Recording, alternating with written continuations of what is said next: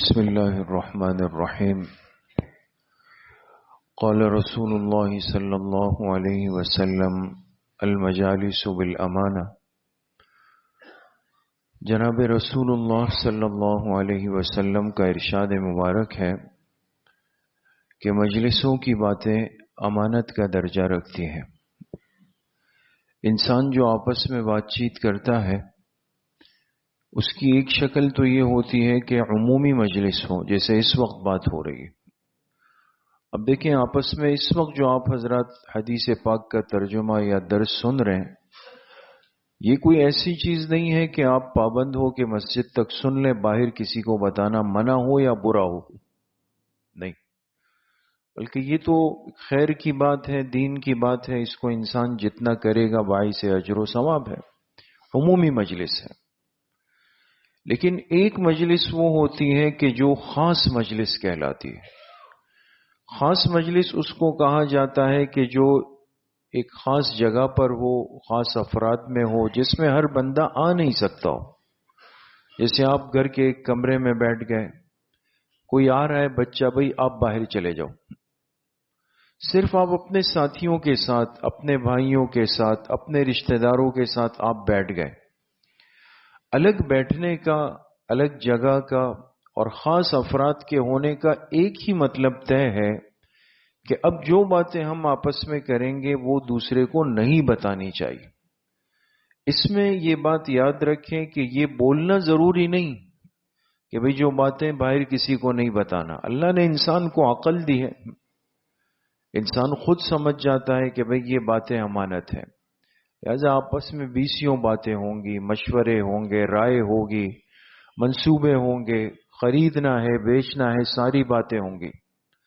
لیکن آج ہم اس کمزوری کے اندر مبتلا ہیں کہ کب میں باہر نکلوں اور جا کر اس بات کا ڈھنڈورا پیٹ دوں.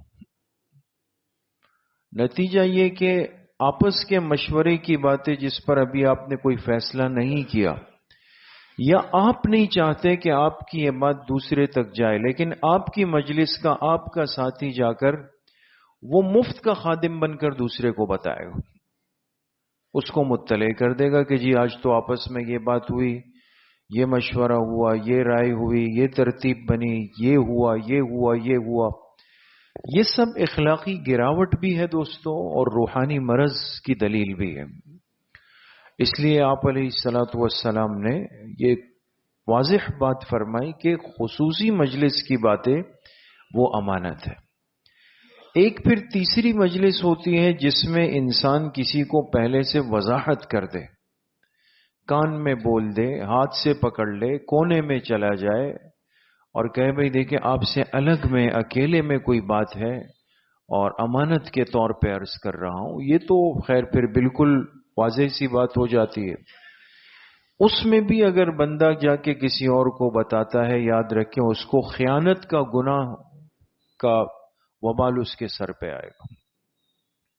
تو آج یہ چیزیں معاشرتی طور پہ ہمارے اندر آ چکی ہیں.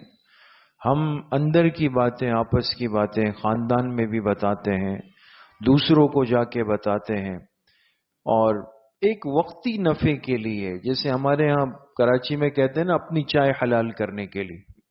ارے بھائی کیوں اس طرح کر رہے ہو؟ اپنے آپ کو بے وفاؤں کی فہرست میں شامل کر رہے ہو. البتہ کچھ چیزیں ایسی ہیں کہ جس کی وضاحت محدثین نے کی ہے کہ اگر آپ کسی مجلس میں ہو، خاص مجلس ہے لیکن اس میں کوئی غلط منصوبہ بندی ہوئی، کسی کے قتل کی، کسی کو لوٹنے کی، کسی کی عزت خراب کرنے کی، کسی کو نقصان پہنچانے کی، اور آپ نے سن لی، اب ظاہر سی بات ہے کہ یہ بھی ایک مجلس ہے، چھپ کر ہوئی ہے. لیکن آپ کہیں کہ نہیں یار ہم نے تو درس میں سنا تھا کہ مجلس کی باتیں امانت ہے، لہذا بتانا نہیں، اور دوسرے بیچارے کی جان گئی، اس کی عزت گئی، اس کا مال گیا.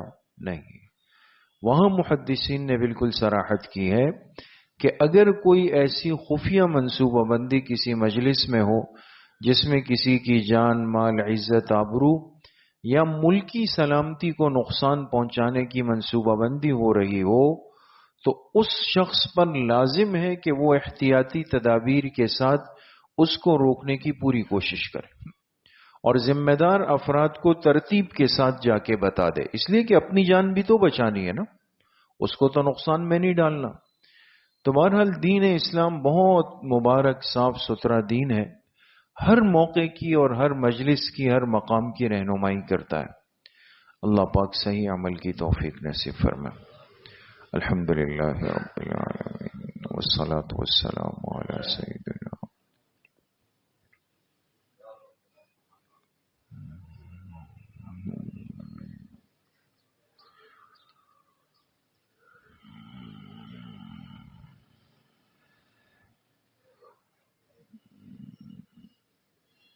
وصلی اللہ وسلم علی نبینا محمد وآلہ واصحابہ اجمعین برحمتک۔